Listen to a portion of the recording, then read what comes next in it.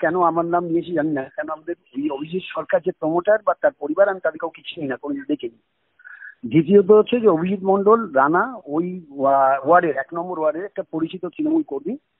আমার সাথে কেন, ওখানকার কাউন্সিলর কার্তিক মান্না, আমাদের এমপি সুদীপ বন্দ্যোপাধ্যায়, সবাই তাকে ব্যক্তিগতভাবে চেনে, সবার সাথে ওর যোগাযোগ আছে। এইবার দ্বিতীয়ত হচ্ছে যে আমি ওই বিধানসভা কেন্দ্রের এমএলএ হয়েছি মাত্র 2.5 বছর।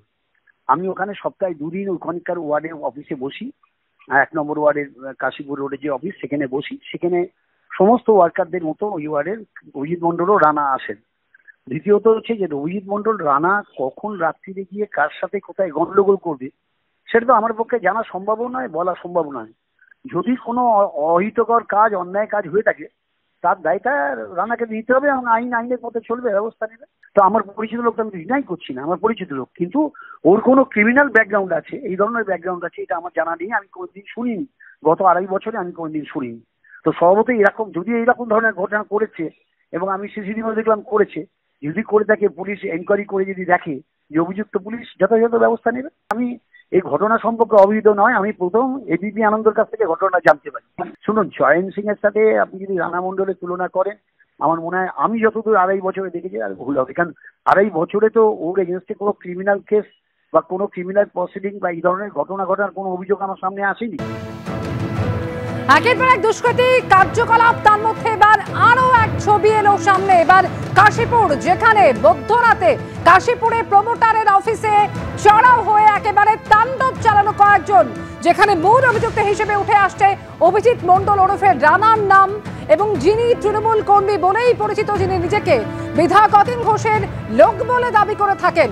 ঘটনায় ইতিমধ্যে দুজনকে গ্রেফতার করা হয়েছে, তবে মূল অভিযুক্ত যিনি অর্থাৎ অভিজিৎ মন্ডল ওরফে রানা, তার এখনো খোঁজ পায়নি পুলিশ। তবে পুলিশ তার খোঁজ শুরু করেছে ইতিমধ্যে, পুলিশ তার খোঁজে তার বাড়িতেও গিয়েছিল। প্রমোটারের উপরে হামলার ঘটনায় যে 2 অভিযুক্তকে গ্রেফতার করা হয়েছে, তাদের নাম জিতেন কুমার পাল এবং কামওয়ালজিৎ ওরফে কানু। হরিয়াদাহ কাণ্ডে তোলপাড়ের মধ্যে এবার কাশীপুরে প্রমোটারকে মার তোলাবাজদের তাণ্ডব।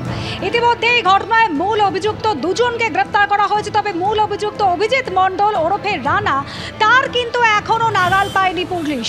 যে সিসিটিভি ফুটেজ আপনাদের সামনে রেখেছে, তাতে দেখা যাচ্ছে যে 3টে বাইকে করে দুষ্কৃতীরা আসে এবং প্রমোটারকে বেধড়ক মারধর করে। গতকাল মধ্যরাতের ঘটনা, যে ঘটনা ঘটেছে কাশীপুরে, প্রমোটারকে এলোপাথারি মার, অফিস ভেঙে চুরমার। কাশীপুরে প্রমোটারের থেকে 5 লক্ষ টাকা চেয়ে চাপ দেওয়া হচ্ছিল। এই খবর এবিপি আনন্দে প্রথম সম্প্রচারিত হয়, যে সম্প্রচারের পর ইতিমধ্যেই দুজনকে পুলিশ গ্রেপ্তার করেছে, যদিও মূল অভিযুক্ত অভিজিৎ মন্ডল এখনো অধরা। আর এই অভিজিৎ মন্ডল নিজেকে জয়ন্ত সিং এবং বিধায়ক অতীন ঘোষের লোক বলে পরিচয় দিয়েছিল, এমনই দাবি করছেন আক্রান্ত প্রমোটার। যদিও অতীন ঘোষ, তিনি বলছেন অভিজিৎ মন্ডল শিক্ষিত বুদ্ধিমান ছেলে, পরিচিত তৃণমূল কর্মী, কোনো অপরাধ করে থাকলে ওকেই তার দায় নিতে হবে। অতীন ঘোষ, বিধায়ক অতীন ঘোষ, তিনি বলছেন যে অভিজিৎ মন্ডল শিক্ষিত বুদ্ধিমান ছেলে, পরিচিত তৃণমূল কর্মী, প্রমোটারের ওপর হামলায় অভিযুক্তকে এভাবেই সার্টিফিকেট দিয়েছেন।